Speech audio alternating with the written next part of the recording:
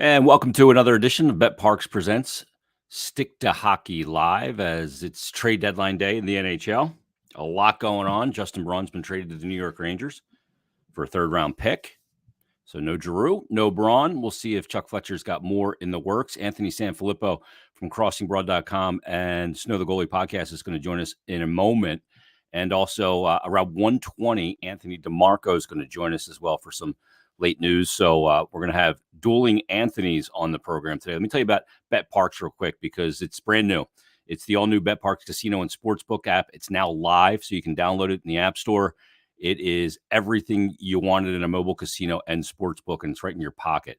The old app, the Parks app, was good. This one's better, and it's easy to sign up. It's fun to use, faster to win than ever before. So right now, all betPARX users have the choice of either a $20 casino bonus or a $20 free sports bet. So all you got to do is download the app, log in, create an account, deposit, and you're good to go. And you can download the new betPARX app today. You do need to be over 21, present in Pennsylvania or New Jersey. Gambling problem, call 1-800-GAMBLER. But grab the app. A lot going on, obviously, player performances in the college basketball tournament, hockey, basketball, playoffs on the way, in those sports as well, and baseball right around the corner. So tons to get in on the action with the new betPARX app. So check it out, download it, create an account, and take care of that free bonus as well, the $20 free casino bet or sports bet.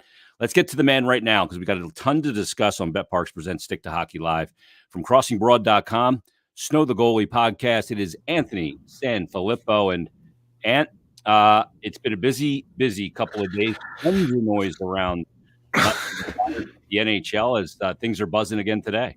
Yeah, and Flyers just I'm sure, I don't know if you've announced it before I logged in, but Justin Braun to the Rangers for a third round pick, which is actually pretty decent return. I mean, at the beginning of the year, if I would have told you that Justin Braun will get you a third round pick in March, I'm not sure that you would have agreed. But he actually had a really nice season for them, and that's a good return, especially since it's in the 23 draft, Jay.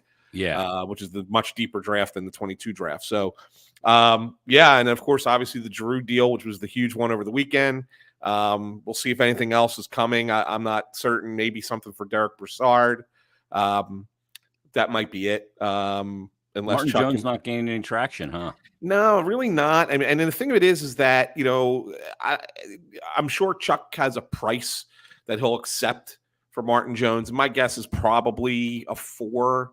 Maybe a 5, but so far I think that the offers have been mostly underwhelming. And he looks at it and says, we got some kids coming from college, once the NCAA tournament's over. Phantoms are only 6 points out. They have a game in hand on Wilkes-Barre. They play them 3 more times. Let's let our younger guys that are still down there, obviously we're not going to talk about moving guys down from the Flyers, but the guys that are still there, and this includes Felix Sandstrom, let them take part in a playoff push, some meaningful hockey at a professional level. Like, people think the AHL is not good. I mean, it's a really good league. Yeah. I mean, it's arguably, the next step. I mean, you could compare it to the KHL, right? I mean, you could compare it to leagues in Europe. It's better in a lot of ways. Yeah, in a lot of ways, it's probably better, right? And so you could have these guys play there and play together and make an effort to make the playoffs and make a push and do it together. And so that way, when they come up to play in the NHL, they can lean on that experience. That experience is far, far more important than Felix Sandstrom coming up here and playing 3 or 4 games down the stretch for a team that's playing out the string, right? Yeah, I mean, he could still do that more value. Too. Yeah, I mean, he can still play 3 or 4 games up here and be eligible down there. I mean, go back to Richardson Carter. They went on a Calder Cup run and won it, and I think that was hugely beneficial to them when they got to the NHL. Well, I mean, if you look at that 07-08 team that went to the Eastern Conference Finals and lost to Pittsburgh, a lot of those guys were on that Phantoms team that went to the Calder Cup final together. Richards and Carter were guys that were added at the end, but I mean, you had Umberger, Nitamaki was the goalie, and he ended up being the backup to Biron at that time, right? In that season that they make the run to the conference final. Randy Jones, Freddie Meyer. I mean, these guys, they were all part of it. I mean, they were all there. I mean, they weren't great players. I mean, in the grand scheme, Fedoruk, Cote, they were part of that team as well. I'm just trying to remember the names off the top of my head that eventually came up and played for the Flyers, but I mean, they all did it together. And so there's something to be said for that when you can do that. Dennis Seidenberg was also, they'll all come to me eventually. Right. When you do that, there's some benefit to it. So I don't know. I mean, yeah, you're right. Sandstrom can still come up and play, a couple of games, whatever, but it's worth it to keep that team kind of together and try and make that push. Look, if the Phantoms lose like 4 in a row and they fall out of it, then fine. Then you just bring them up. You're allowed to have a third goalie. I mean, you don't need to. There's no roster limitations after the deadline. Right after the deadline, so you can bring them up then. That's fine. But I mean, if you have a chance to go for it, go for it. Yeah, I mean, the other thing is you can assign guys like Cam York, like Owen Tippett, like Morgan Frost to be a part of a playoff run as well when the Flyers season is over. Well, they would have to. Yes, you're right. But the thing with that is the Flyers would have to make a paper transaction today. Yeah, to put them on the roster by 3. Send them. They would all have to get sent down to the Phantoms, and so that way they're on an AHL roster at the deadline, and then recall them afterwards. Yeah. So they wouldn't have to go anywhere; it would just be a paper transaction. But they don't have to get in the car and drive to Lehigh Valley. But yeah, you're right. You could put together a nice AHL team there that, even though they would be the 6th seed in the Atlantic Division, could make a little bit of a run with some NHL caliber players. And you get more hockey, and it's another chance to develop further. And for guys like Cam York and Morgan Frost, it's a lot of minutes too. They're going to be relied on heavily in that situation. Yeah, I agree with you. And the other thing is as a GM, you just don't want to get this reputation that if I just hold out as a negotiating partner with Chuck Fletcher, I can get over on him. No, absolutely. And another thing, if you want to, people, I was having some arguments with people about this on Twitter a little bit today, not big time arguments, but just little Twitter discussions as we tend to do. And it just dawned on me. I wasn't even really thinking about it, and I haven't said it on Twitter yet, so this I'll say it for here. If you go back and look at the Tampa Bay Lightning, for example, okay, their minor league team was they were Syracuse, right? Syracuse Crunch, if I remember correctly. I'm almost positive that all those guys kind of played together in Syracuse before they came to Tampa, and they won a Calder Cup down there. I'm looking at their team right now. They had Tyler Johnson, Brett Connolly, Andre Palat, Richard Panik, Alex Killorn. Like they did the same thing. They all kind of came up together, and then that led to 2 Stanley Cup championships, right? Yeah. So you could grow that way by doing that, by making those runs in the AHL. Absolutely, I think it's really important to do that, because those may not be your superstar pieces, but they end up being the pieces that give you the depth to be able to win at the NHL level. Correct. So you have to draft and develop. It goes back to that, right? Sure. And you get those guys in your system and then develop them. They have some success, and then they come to the big club knowing what success looks like as a pro. Because all these guys have had success at varying levels. Correct. But it's as a pro is a different ball game. Let's talk about the Giroux thing, because there's still a lot of pissed off people, and no kidding. I mean, I think it's starting to calm down a little bit. The rawness of him leaving. See, you were never going to, from an optic standpoint, you were never going to be able to win the deal, because everybody here knows what he has done, what he has meant, how he did this year. And no matter what you got in return was not going to measure to that. But you can't look at it that way, because this is a 34-year-old rental that wasn't discussing an extension and was limiting the team to one destination. Yeah. And it's so like that. First of all, I'm glad you said it and I didn't say it, right? I mean, you can say the same thing. He limited the Flyers to one team and one team only, and that was the Florida Panthers. That's why I've been saying for a month he's going to Florida. Okay, all right. I'm just saying. All right. I mean, so we're all the talk about Colorado. Look, Colorado was interested. They sent an offer over to Chuck, but as Chuck said yesterday, he talked to several teams that he could not consummate a deal with. Yeah, couldn't really truly engage. Yeah, because Claude was just not going to he was just not going to change his mind. And there's reasons for that. And that's another thing that's driving me crazy today, is because all right, I put some of those reasons out. I mean, to me, I thought I did the work, right? I did the homework, talked to so many people behind the scenes on both sides, and really got down to the nitty gritty about what was going on. And there's a reason that Claude didn't want to include anybody else, and that's his right. Mm-hmm. It's his right to do that. It's not saying that what he did was wrong, but at the same time, you have to understand that and appreciate that. So therefore, you can't kill Chuck for getting what he got in return, because in all honesty, Chuck got pretty much what you should get for a guy that you're only negotiating with one team. Yeah. I mean, the only thing that would be different, Jay, and I'll say this, because we thought, and you and I had talked, but we had thought there was a deal in place prior to Thursday's game. Yep. Okay. Prior to Thursday, even go back to Tuesday, we felt like there was a deal in place with Florida. They were going to let him play that last game to get to 1,000.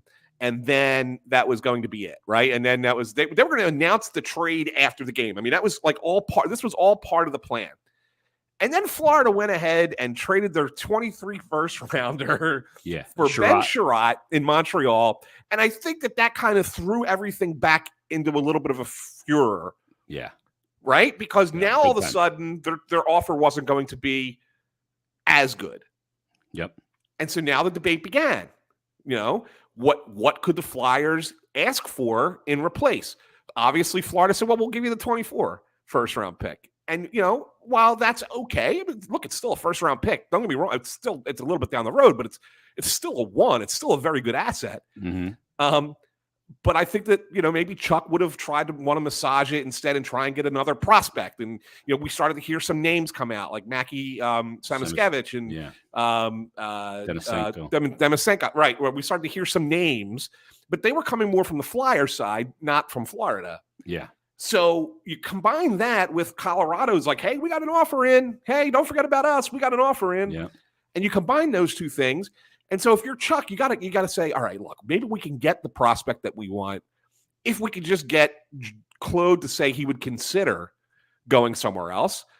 Claude doesn't want to. He's not happy. His mind's made up. Yeah, his mind's made up. He's not happy with the fact that he's not coming back here. He doesn't want to leave. He's just not happy about the whole thing. Yeah. And so they think, all right, well, let's get Danny to go talk to him. Danny's close to him. He used to live with Danny, right? He lived with Danny and his kids. Fellow French Canadian. Yeah, they're both right. Go get Danny to talk to him. Maybe he'll be able to change his mind. So they sent Danny in. There we go. Now Danny's got to try and convince his friend to say, say Colorado's a good spot to go to. Maybe we get more out of Florida. Yeah, I went to Colorado. That's what Danny went with. Yeah, right. Exactly. It's what Danny. I played in Colorado. Exactly. And it doesn't work. It doesn't work. They tried everything they possibly could. And so there was a lot of frustration that was building up on both sides. Yeah. Because, Drew just wanted the whole thing to be over with. The Flyers wanted to get more out of it. It was like they were butting heads and not getting what they both wanted. And ultimately it comes down to, it's like, well, this is all we have. I mean, we just might as well just take it, right? It's not the perfect trade, but it's certainly one that's acceptable. Well, the other part of it, too, is a lot of people were saying, well, Chuck Fletcher, why didn't he play the game? Why did he let it known that he was only negotiating with Bill Zito and the Florida Panthers? I mean, Chuck Fletcher didn't call him and say, hey, Bill, you're the only team. So I know that I don't have a lot of hand here. There's an agent involved here who's talking to everyone, who says, he's only coming to your team. Yeah. He's not going anywhere else. Right. And it's not just the agent, too, Jay. I mean, every player in the league knew it. Players talk. Yeah. I mean, one of G's best friends, let's be honest, one of his best friends is on Florida. Yeah. Ratko Gudas, right? Yeah. So if you're texting with Goody, right, and you're just having a conversation about life, doesn't have to be about that, and it just happens to come up that I think we're gonna, looks like the deal's gonna happen. I'll be coming down there. Don't you think Gudas is gonna go and tell his people that Giroux only wants to come here? Not to mention that Kudus was probably in the initial stages of this, a guy that reached out to him and said, "Hey, dude, come down and join us." Exactly. You know what I mean? They probably put him to use in that regard. And Absolutely. it's not just players too. There are other employees within teams who know people on other teams who are, hey, you know that guy over there, give him a call and find out what you can find out about this. Blah blah blah. Yeah. It could be a trainer, it could be an equipment guy, it could be anybody. I mean, it's such a small fraternity. Yeah. The NHL, that there are so many people that talk to each other. There's no way to keep Bill Zito, in the dark about that. Yeah, he's no fool. None. He knows. And not to mention that he can pick up the phone and call Joe Sakic and said, "Hey, Chuck said that you're offering a 2023 first, new hook and whatever, right?" Yeah. And Sakic goes, "Nah, I'm not offering that much. I'm not going that high," because they're working together to not go high either. Right. If he's even involved. Right. Exactly. You know? Exactly. So all these GMs can pick up the phone and call another GM, and they do daily. Right. Multiple times a day, Right. on a lot of occasions. Yeah, and I mean, teams have internal meetings, and then they send their scouts out, and the scouts are scouting certain players, and the scouts talk to each other, and that it all filters around. And and our job, well, more mine than you, because I mean, you're in the position that you're in. You got to be a little bit more careful. But I mean, my job is to kind of weed through all that. Yep. And try and find the pieces that connect and make sense. And then once they do, and you get confirmation, then report it. Right. So that's my job. But it's sometimes it's hard sometimes. Yeah. And that's why I have ultimate respect for these national guys, Jay. In all honesty, because I'm worn out doing it one trade, one team. Imagine having to do 32 teams. Holy hell. It's got to be think about the amount of tips and contacts you get on your phone working like for an Elliot Friedman or Bob McKenzie in his day or Darren Dreger. I mean, it's got to be insane. Yeah, exactly. It's exhausting. Exactly. Yeah. So the deal's done. I mean, look, a lot of people want to blame Giroux now too, and say, you screwed us, blah, blah, blah. The notion of him returning has been part of the equation as well. And you know how I feel about him, man. I've been a staunch defender of the guy for a decade. Mm-hmm. When other people, would shit on him. But I think it's time for the organization to move on as well. I think it's time to, if he wants to come back, and I think if he wants to come back right now, that decision will probably change, because when you get somewhere new and you realize, hey, I'm not the guy that's got to deal with the media all the time. I'm not the guy that was in one place for 14 years. I'm not the guy who didn't win a round of the playoffs until the bubble as the captain, and I can just play hockey. I think that changes when you get there. Yeah. No, you're right. I think you're 100% correct. I think Claude's mind will change.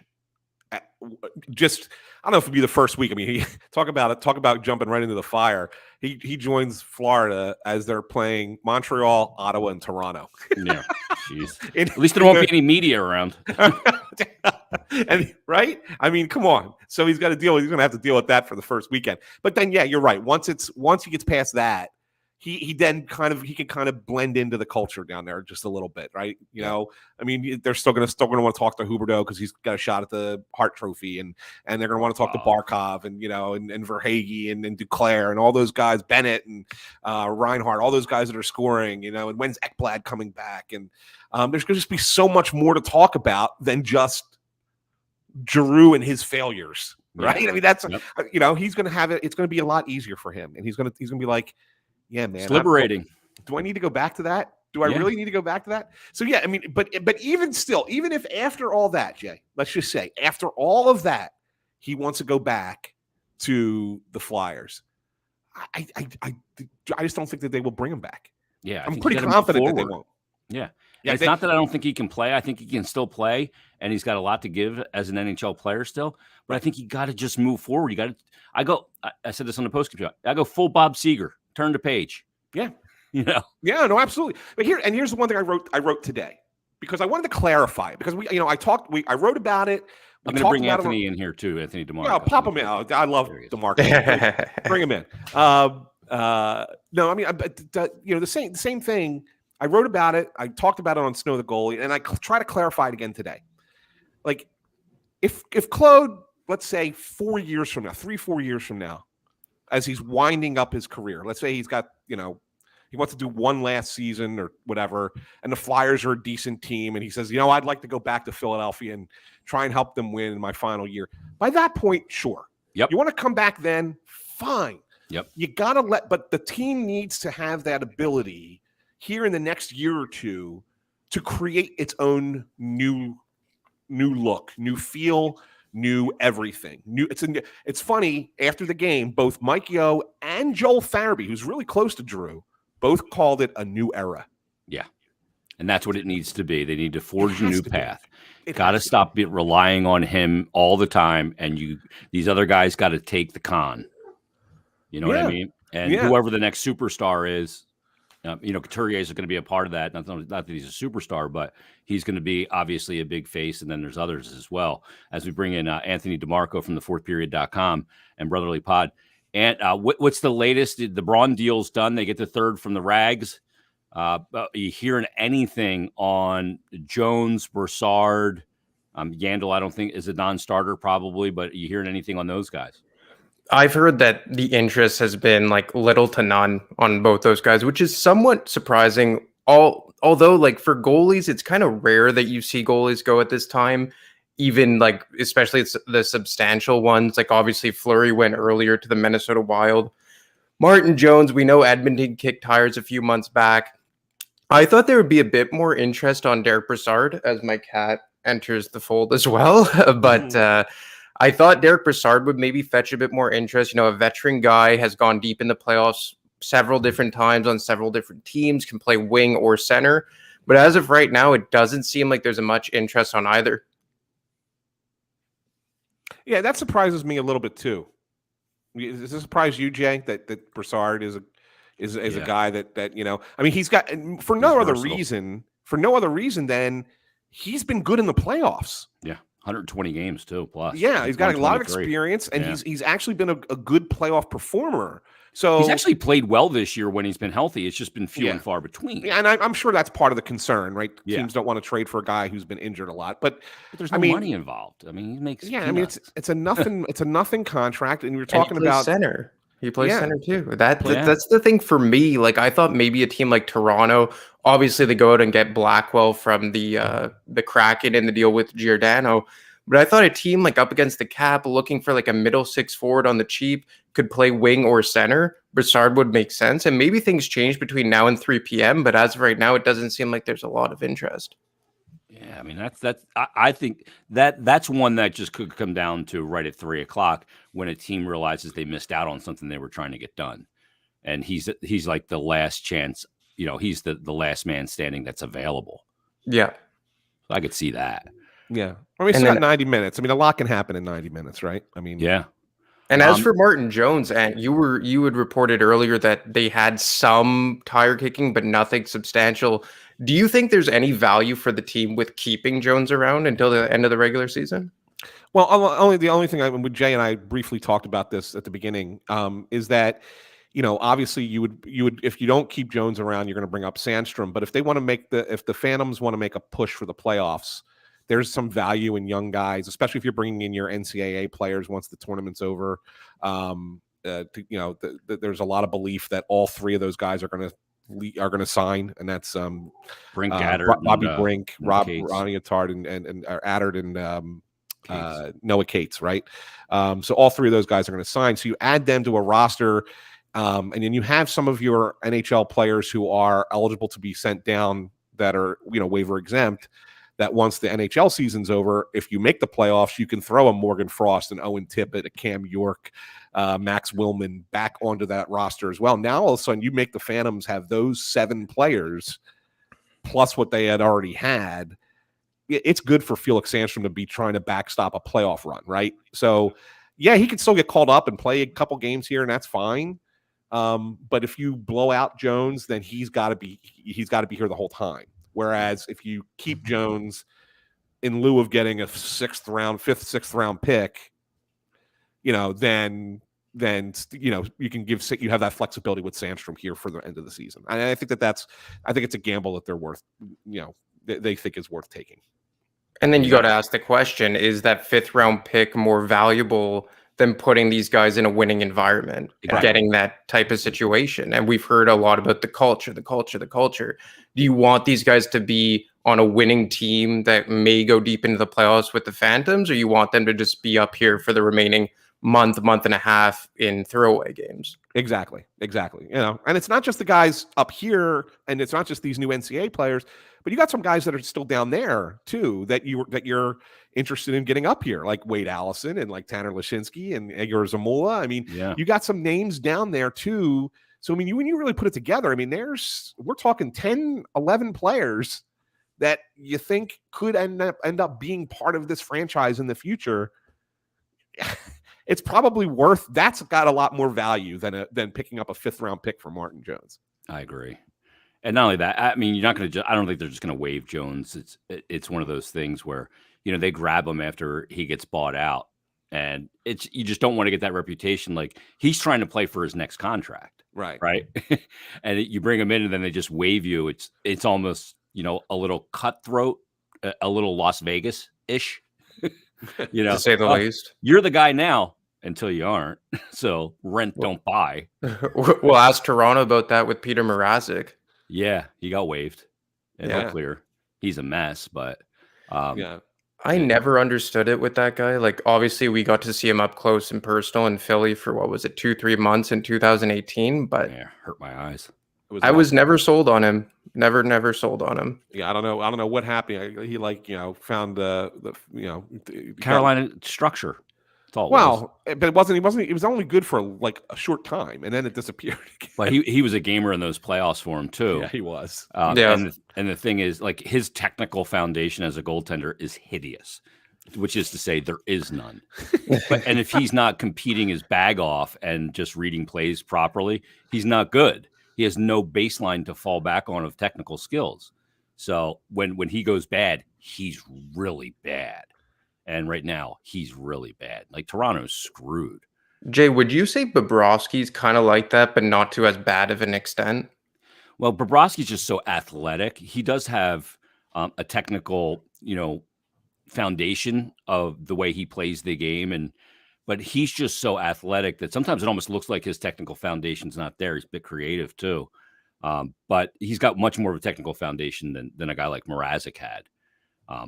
And he can lean on it when he's not playing well. But you do see when Bobrovsky's struggling, it's usually pretty ugly. Disparity is pretty great between his best game and his worst game. You want from your goalie his best game to not be that far from his basement.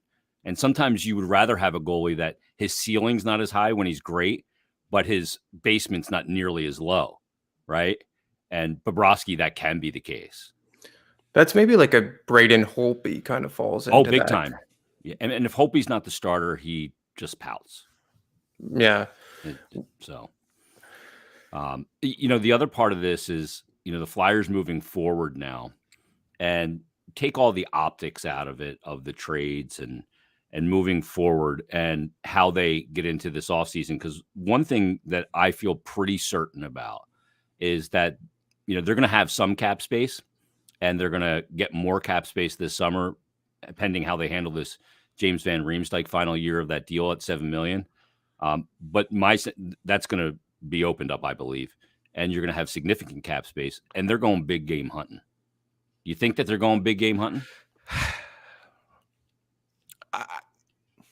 I'll let you go first, Dan. Well, so yeah, it's why they want to. I know they want to, right? But they mentioned high-end talent. That's big game hunting, right? Okay, that's fine. And maybe somebody is available in trade that we're not thinking about right now. Or I shouldn't say we, because I don't know if you guys got names in your heads. But, I'm just looking at the free agents, right? And so just looking at free agency, I looked at the forwards and said, who are the four best forwards? Well, one of them's already re-signed with his team, and that was Hurdle signing with San Jose.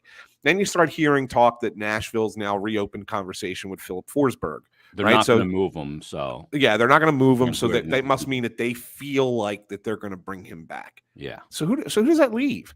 Nazem Kadri? Like, does he fit that? Yeah. He's having a great year, but it's 1 year. Like, situational too.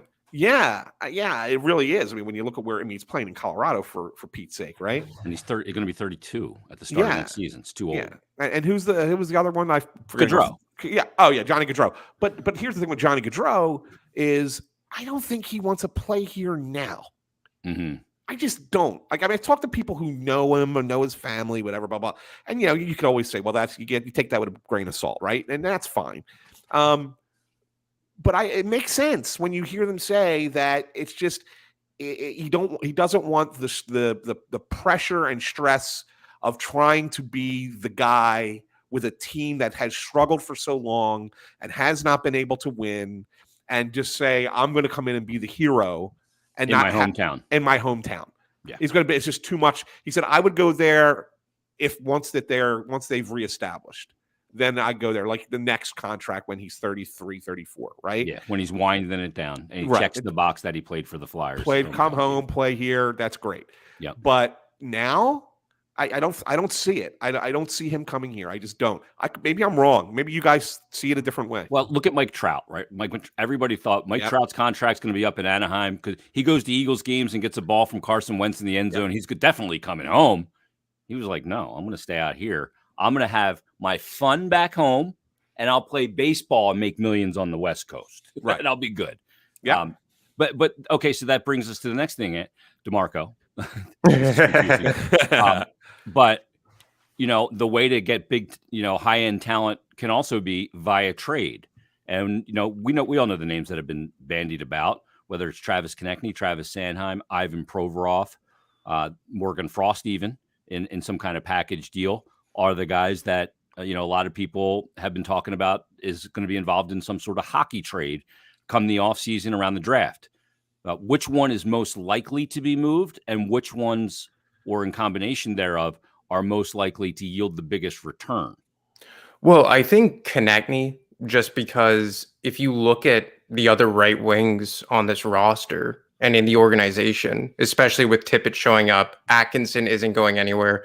I would assume they keep Zach McEwen in a fourth line role. What becomes of Allison and Forster and Brink next season? I think Konechny's just going to get squeezed out because of his surroundings here. And he is on a good contract. He's a 50, 55 point guy who can score 30 goals. Hasn't been there yet, but has scored at that pace in the past. And I think that teams will want to acquire a guy like Travis Konechny. I think that in the right situation, he's a top line player, maybe just not as the catalyst. Then you look at what could garner the biggest return. Jay, you and I talked about it last week, and you and I have spoken about it. Like, I think it's Ivan Provorov because of his pedigree, because of his contract. But the Flyers just have to ask is just like, if you're giving up Ivan Provorov, are you going to be able to bring in a superior defenseman than him?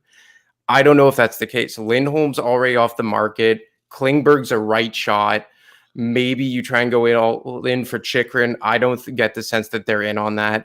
So I would assume it's Konechny and some combination of maybe it's Frost, maybe they explore York or Zamula.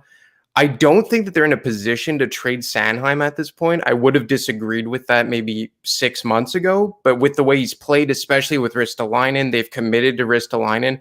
I just don't think they're looking to break up any part of that top four until Ryan Ellis gets back and they have a better idea of what they have. I think Ant's right on with that, Jay. I really do. Although I do think that there's a potential to move Provorov if you're getting something back that could replace him, right? I mean, you can't just trade him for your top end talent that you're going to get, all right, up at the front. But I think that if you're going to get something back that can replace him on the blue line, as well as part of the deal, then I think that could make it work. But otherwise, you're not going to just put Cam York on the left side with Ryan Ellis. You can't. No, can't not do at all. Not at all. So yeah, you do have to get something back. But yeah, I mean that's really kind of where it's at. I found it interesting yesterday, and you tell me if you guys thought the same thing. We post game were in there with Yo, and everybody's asking questions about Tippett and Hayes had a good game and Farabee had a good game and it's the new era and whatever, blah blah blah. And we ask all these questions, and at the end, press conference is over, and he stops before he walks out. And he goes, I have one more thing I wanted to say. Nobody asked me about him, but Provy, he had a really good game today. He showed why he's a really top-end defenseman, or whatever his exact quote was, right? Yeah. Did that kind of surprise you guys that came out? Like, it just came out of nowhere.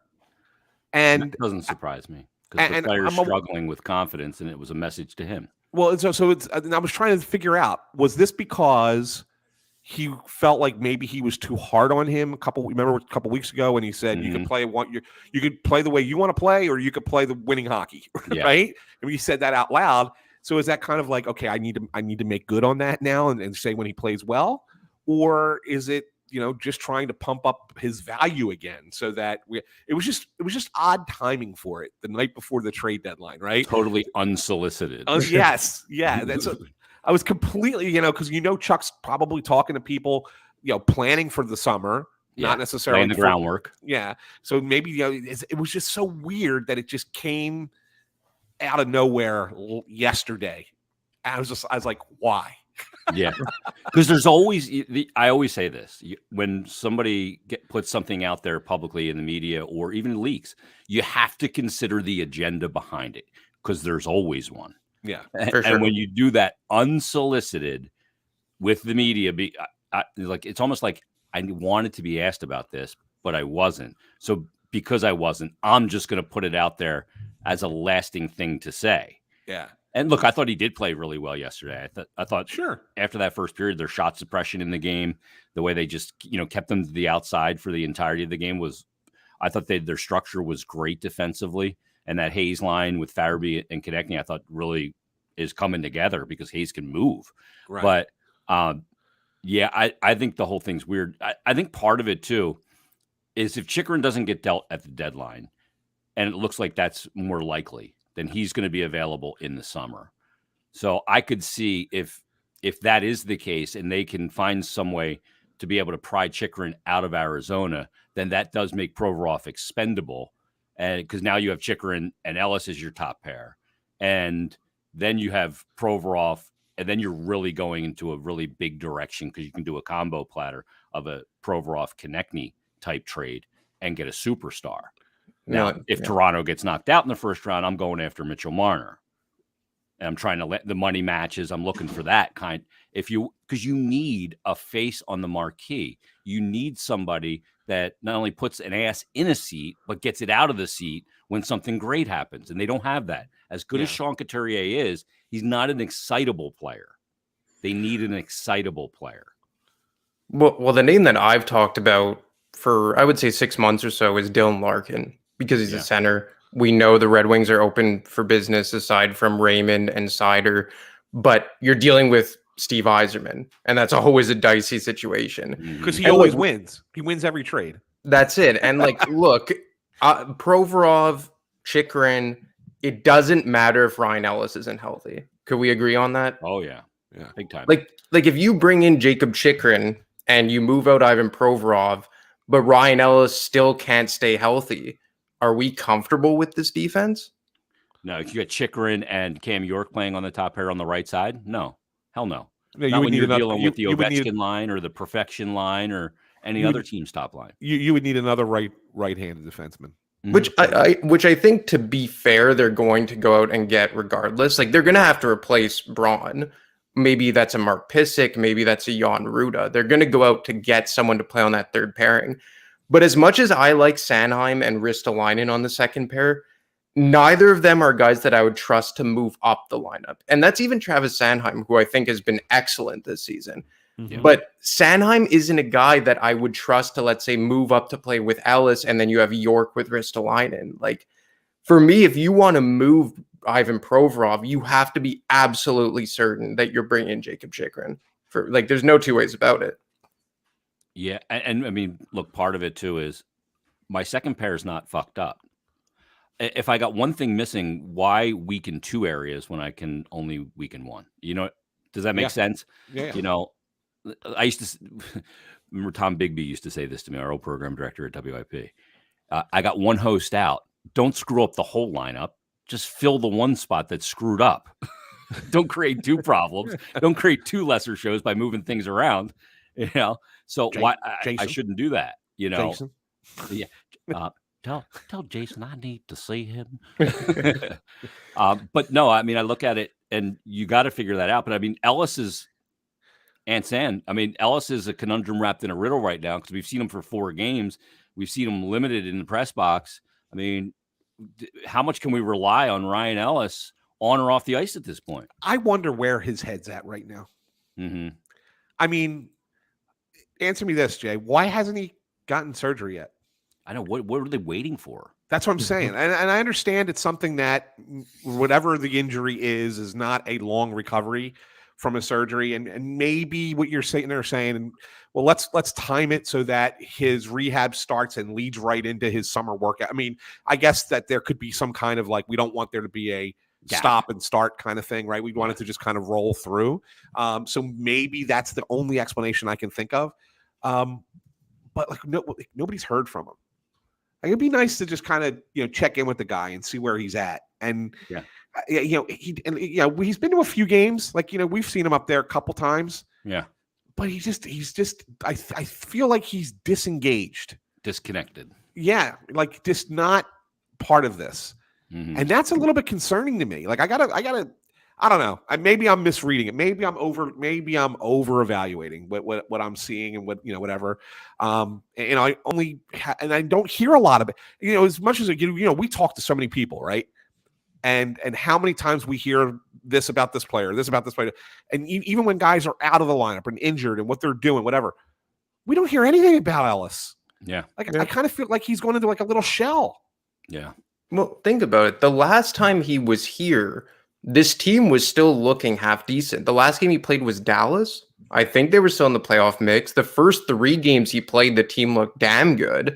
Since he's left, look at what's happened. AV's gone. Giroux is gone. They've re-signed Ristolainen. They've fallen out of the playoff mix. Like, I can't even tell you, like, is he even part of this team right now? Yeah, it's wild. I imagine he doesn't feel like it. Like when Hayes was hurt, and we know what Hayes was going through, right? Yeah. But he wanted to be around the team. I mean, he asked AV, "Can I travel? Can I be around the team?" Because a lot of times the injured players are on a totally different schedule. They don't see anybody, right? But Hayes wanted to, but we know his personality, and we know what was going on in his personal life with the death of his brother and all that. But yeah, I mean, it seems like we heard in the beginning that him and Provorov were going to breakfast every morning. They were tight. Yeah, and they were tight, and we heard all that. But since I don't know, I don't know where the guy's head's at. How much is he looking at it too and going, "Do I want to be involved in this?" Because this to him it looks like a massive rebuild, and at this point in my career, do I want to be on a team that's going to have to go through what we have to go through here? Well, let me ask you guys something. I said beginning of the year that a healthy defense, this is one of the deepest blue lines in the NHL, and that you could theoretically win a cup with, let's say, Braun on your third pair, whether the 6th guy was York or Yandel. Do you guys still feel that way? It's hard to say because I didn't see enough of Provorov and Ellis together. If I go under the assumption that Provorov and Ellis are Provorov and Niskanen, and maybe even a little better, I would say I think Ellis is a better player and a better passer, first pass out of the zone especially, then I can buy into that. Yeah. So that's when I look at this and, we hear the rumors about St. Louis looking at Provorov and or Sanheim. And I'm saying, like, are you going to break up something that going into next year, assuming the health of Ellis, and that is a massive assumption, and I understand that is one of your only bright spots. Like the forwards, we don't know what it's going to look like. We don't know if they'll be satisfactory. Yeah, why break up what's working when you have so much that's not? That's it. Like for me, Sanheim, Ristolainen, like it worked. I know a lot of people hate Ristolainen just if he breathes the wrong way, but I mean, he's good to me. Sanheim's been excellent. Provorov, Sanheim's unlocked. Exactly. Like Provorov, to me, we've seen it several times that when he just has a top pairing capable partner, he's as good as, let's say, a top 10 defenseman in the NHL. And then on the blue line, you finally have a guy like Cam York, who is NHL ready. Do you not want to just ease him in on a third pair next year on the left side instead of thrusting him into a top 4 role? Yeah, On the right side.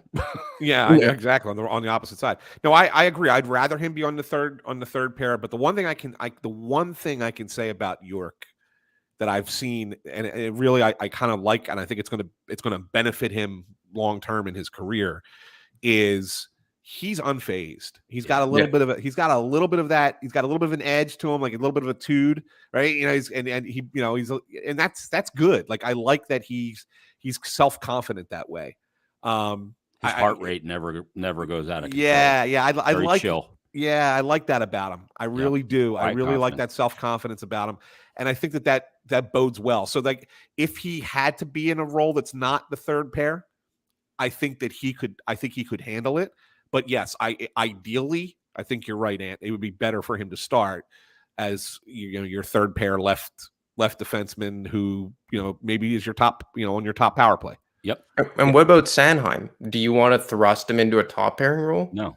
Not He's yet. successful where he is. Yeah. Like I know that works as a second pair and can play north of 20 minutes second pair. So I'm not putting that as a top pair. I'm just not doing it. I have to make sure that my top pair, I don't want to put these players in a position not to succeed. I got to put them in a position to succeed. And having Ristolainen and Sanheim in that second pair is where they fit great. And that's how you've unlocked Sanheim. So I got to find a way to keep that there. And I agree with you. Let Cam York get to 200 games in the NHL playing a third pair power play and PP1 as your quarterback because he can do that. And then when he gets beyond 200 games, then you see where he is if he can be a top pairing guy. And they have the benefit for at least the next year while Sanheim is still under contract to keep these 3 guys in Provorov and Sanheim and York. Yes, eventually you will have to make a decision between Sanheim and Provorov, I would imagine. But one thing they didn't do with Ron Hextall was maximize the ELC years of Provorov, Sanheim, Konechny. Now they can do that with the likes of York and maybe Forster and Allison and these younger guys. Like, you don't always just have to ship guys out right away to force feed them like they did with Provorov and Sanheim. Not so much Sanheim, but definitely with Provorov. I just think, Jason, like you said, it's working. You have an opportunity to play York as a third pairing guy, 5-on-5, potentially a top power play guy. Just go in with that assumption for next year. They have to focus on the forwards first and foremost. Yeah, I agree. And, York's also a guy you put on the ice in 3-on-3 because of his mobility and his ability to pass the puck. Like he may be their best passer on the back end. Like just calm passes, whether it's a 6 or 8 foot pass or a 35-foot stretch pass. Mm-hmm. It's just calm, delivered, and on the money in stride, not in the guy's feet, not behind him. I think he's a deft passer, and I think he'll just get better at that. I have one final question I want to ask you guys before I got to bounce. The one thing that I've really come to appreciate, and I think nobody talks about, even as bad as this team has been this year, is I really think that there's a nice connection between the coach and these players. I think Mike Yeo gets them to play a certain way. I mean, I think you look at Sanheim, we talk about Sanheim, he's come broken out of his shell under Yeo, right? I mean, I think it's since AV is gone, Mike Yeo's, for example, like him, just using him as an example, but I think that there's a real trust between players and him. Not going to sit here and suggest that Mike Yeo needs to be considered for a head coaching job next year. I'm not going down that road. But do you try and find a way to keep him in this organization in some way? Can you keep him on a coaching staff with a new head coach is the question, right? Well, or put him into development or some kind of, if you can't keep him on the coaching staff as an assistant, can you put him somewhere else? Can you put him down with the Phantoms if he would be willing to do that, or put him in player development, like we're working with Nick Schultz and that group there? Is there a way to keep Mike Yeo if he wants to? Obviously, he might want to pursue something else, and then by all means, go ahead, Mike. Good luck to you. But I mean, if he's willing to stay, if he really wants to be part of it, is it something that you would consider? I would. I know he loves it here. He loves the city. He loves the mentality of it. It's kind of right up his alley. I've been really appreciative of the honesty that he messages. His candor. Yeah. I mean, it's been so refreshing, and I think it's been exactly what they needed. But I agree with you, and I think from an optics standpoint, he can't be the next head coach because the tangible result hasn't changed. Correct. So, Exactly. that puts them in a bad position to make that decision and make him the next head coach. But I think that he has definitely served a purpose. And if he doesn't have an option out there to go somewhere else and either be an NHL assistant coach or be, a head coach, I think that's unlikely that he's going to get a head coach of another team right now. But the AHL could be an option for him to be the head coach. But then what about Ian LaPerriere? Well, my argument was that I was going to make was Lappy survived multiple coaches, right? Mm-hmm. I mean, so you could conceivably say we're not bringing back Darryl Williams, Torchetti. Hey, thanks for the fill-in job. We knew it was just a fill-in thing for him here. Whoever the new coach that comes in, okay, you can bring in your assistants, but we want you to keep one guy. Whether Yo ends up upstairs as the eye in the sky guy, or whether he stays on the bench, that's up to the new head coach. But can we keep Mike Yo on your staff? And I think that's a fair ask if you're Chuck. Absolutely. I don't think that there's anything wrong with that, and because it's a guy who can help transition. Yeah, a lot of players. I mean, every coach has like Laviolette has his guy, right? Right. Yeah. I mean, one guy that he brings everywhere he goes. Yeah. And Tortorella probably has the same thing, but they tend not to have an entirety of a staff everywhere they go. Right. Exactly. Well, we saw that with AV too. Yeah. Right. Yep. And he comes with, Tarian and Mike Yo, but Lappy stayed, Kim Dillabaugh stayed. So, I mean, Kim Dillabaugh is a guy I think that absolutely retains based on the job that he did with Carter. Yeah. Yeah, for sure. I mean, Dilly's been great with him, and Carter, I mean, that's been the bright spot, right? Right. Other than Sanheim, that's been the bright spot, that Carter's rebound. And I think it's important that he finishes the season right. But to your point, though, so who is the next coach? If they're going aggressive retool, rebuild, whatever you want to call it, who's the next guy?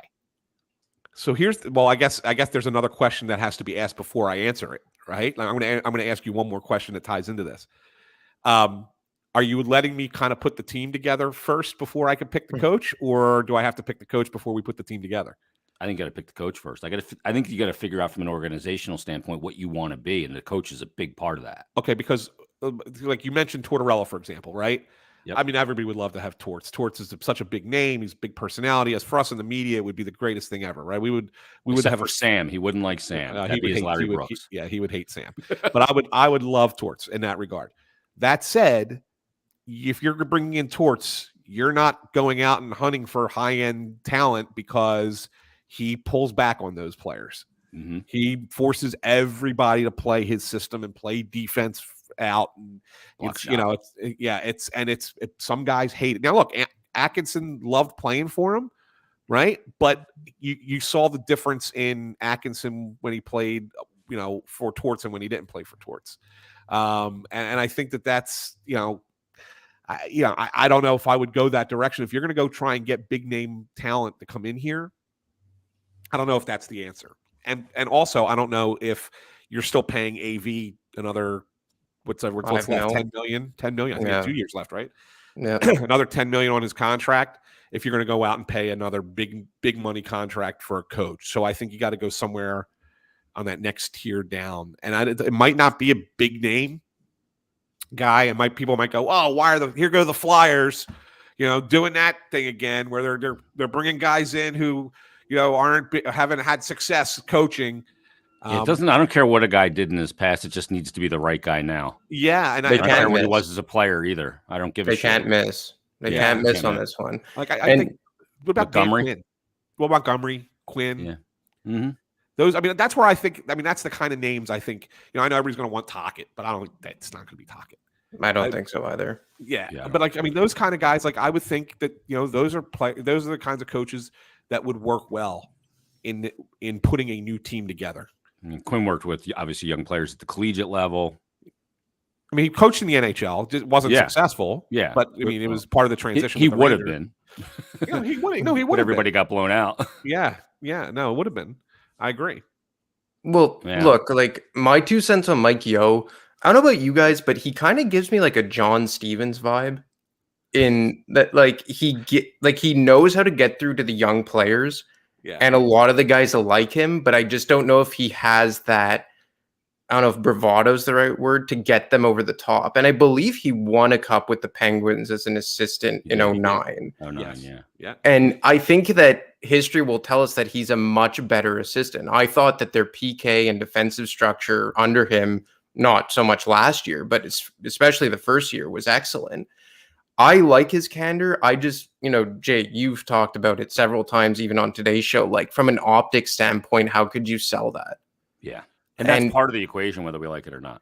Yeah, and I think that, save for Morgan Frost, every younger player, and maybe Ivan Provorov too, but he's kind of just more flatlined all the way through as opposed to regressing. I feel like, save for Morgan Frost, all the young players have improved under Mike Yeo. Like Konechny's played better, Sanheim's played better, Lindblom's played better. Like Farabee's been in and out of the lineup, so it's kind of tough to quantify, but like, I just think that there's been a lot of evidence to show that he has had some positive impacts on this team, which is unfair that we got to kind of judge him by the overall standings and record since he came in. But I just think that like you can't sell it to especially the casual fan. Like, okay, so this guy came in December, nothing changed, and you're going to keep going forward with him, especially since he was part of the prior staff that imploded since the 2020 bubble. So yeah, I don't see it happening. And again, I like Mike, but optics are a part of this, and the fan base is pissed off where things are, and it's going to take a lot. It's going to take a lot for them to buy in, right? And maybe this time it's not just going to be a signing that gets them hyped up, but it's going to be having it result in on the ice before they even get there completely. Yeah. And I think you need that high-end player. I think you absolutely do. And when's the last time the Flyers landed like a big high-end forward? Like, if you want to say LeCavalier, but obviously he wasn't that when he showed up, but like just that one player that really excited everyone. Like as a forward. Yeah, well, this one's Pronger, but yeah, Pronger was the last one, but that was a trade too. It wasn't a free. It wasn't free. It was probably Danny. Yeah, it was Danny. It was Briere. Yeah, you got to go back a long time for that. I mean, that was 08, right? Yeah, he was like the marquee name, right? 07. It was the summer of 07. Yeah. And they need something to get them back on the map, I think. Yeah. And following like the Clark era and that dismal 06, 07 year, that's what Briere did. He got them back on the map. And obviously you could argue it's their best unrestricted free agent signing in the history of the franchise. Like, I guess Ann and Jay, you guys could speak more to that because of just the age, but like, is there anyone who would rival that? And they used to just sign everybody. Exactly. That was out there that had a name, right? Yeah. I mean, they did. They just took any. I mean, I'm just going back. I'm just trying to go back. Like Ronick, all the Monty, Coffee. Well, yeah, I mean, but those guys were all short term. Like real. Yeah. I mean, Briere lasted here. I mean, because you could always say, Yager was the greatest player that they ever had here, if career wise. But he was only here for 1 year. Yeah. Forsberg, same thing, was only here for a very short period of time, year and a half. Yeah. So, but yeah, I would think I'm just trying to go back through all the big name players that came here. They were all trades, man. Like all the best players that came here were either drafted or trades. They weren't free agents. Yeah. And when Briere showed up here, he was 27, 28, and obviously we know now he's part of their front office. Like he became a Flyer, and he only showed up here in his mid to late 20s. Yeah. So I mean, bloomer too. And that's it.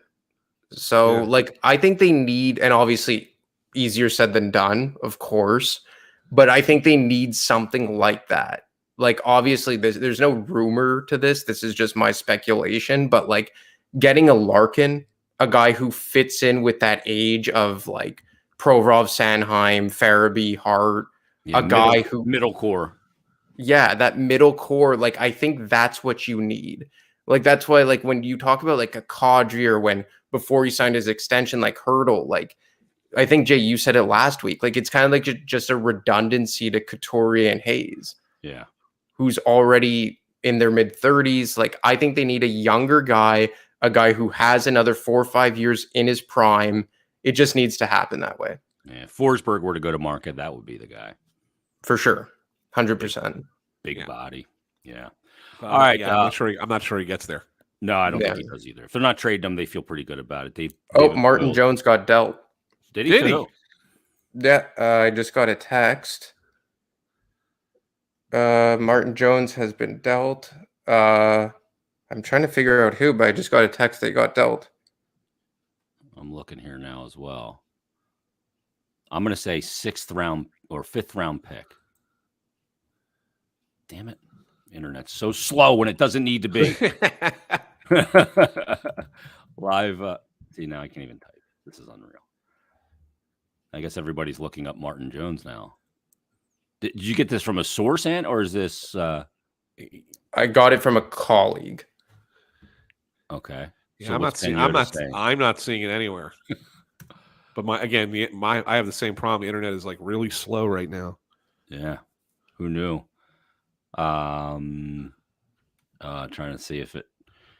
Okay, Panthers are closing in on a 3-team deal involving Martin Jones. Panthers? Yeah. Going back to the well, I see. I mean, geez. Bill Zito and Chuck are on like a first name basis here. They couldn't have made that part of the deal. Giroux deal? Yeah. Yeah. Yeah. Okay. Yeah. Pagnotta just said, your colleague, the Flyers have been working on options for Martin Jones. We'll see if they can get there. That was 2 minutes ago. So we'll see. It looks like, he might be part of a 3-team deal. They want to get an NHL goalie back. Well, you're not going to get Spencer Knight. No. Jones for Bobrovsky. Yeah. 610. Yeah, no, they would want to get another goalie back. I'm just trying to see. Unless they can sign Fedotov, who you may not even be able to get out of Russia. So that's part of the equation as well. Yeah, I don't see anything official yet on Jones. And Mrazek cleared, so. Yeah, please don't do that again. I don't need that. Because I just can't unsee it. As we all frantically like try and like text people. Yeah. Yeah. Well, we'll see if Jones gets dealt. All right. I mean, it makes sense. Like, I don't think they want Spencer Knight riding the bench in the playoffs. And has been their third goalie this year? I don't even know who's Florida's. Dreger's obviously gone. Yeah, it's a good question. I'm not sure. All right, maybe he got dealt. And we'll see if Brassard gets dealt here in the next hour. Yep. All right. All right, let's wrap it up, boys. Thanks, guys. This was awesome. Yeah, absolutely. I'll do this anytime. Dueling ants. Ant squared plus J. Yeah. Oh, great stuff. Well, we'll see what happens, and we'll do this again soon, boys. Yeah, sounds good. Take it easy, guys. All right, see ya. There's Anthony Sanfilippo, Anthony DeMarco, as betPARX presents Stick to Hockey Live, another fun-filled episode. Wow, a lot going on today. Martin Jones looks like he's getting dealt now as well. And a lot to continue to discuss, and we'll do that on Thursday's episode coming up at 1 o'clock as well. Let me tell you about betPARX, because the new app is out. It's awesome. You're going to love it. It's easy to use. It's got all the same great features the prior one had, and it's got even more. It's even easier to use. You can still bet on player performances, first to score, goals scored, points, over-unders, you name it. It's all there. Same game parlays, props It's all on the betPARX app. So you got to check it out, download it. It's available now. And it's got the betPARX Casino and Sportsbook. And it's now live. And the new betPARX app has everything you'll want in a mobile casino and sportsbook. And it's right in your pocket, right in your phone. Easy to use, easy to sign up, fun to use, and faster to win than ever before. So right now, all betPARX users have the choice of either a $20 casino bonus or a free $20 sports bet as part of the launch. So do yourself a favor. Go to the App Store, download the new betPARX app, get it today. Do you need to be over 21, present in Pennsylvania, New Jersey? Gambling problem, call 1-800-GAMBLER. But check it out. You're not going to be disappointed. It's a great way to get action on the college basketball tournament. It's a great way to get action, obviously, on the hockey and going into the playoffs, basketball and going into the playoffs, and then obviously baseball as well. So check out the betPARX app, and you'll be happy that you did. And get some good action in. We'll see how things go here in the NHL over the next couple of days. And Flyers will be back at it coming up tomorrow in Detroit, 5-game road trip. Going to start off in Detroit tomorrow night. So we'll have another brand new episode coming up on Thursday. Geez, with Harry Mays coming up tomorrow. But everybody, thanks for listening to this trade deadline edition of betPARX Presents Stick to Hockey Live. We will see you on Thursday.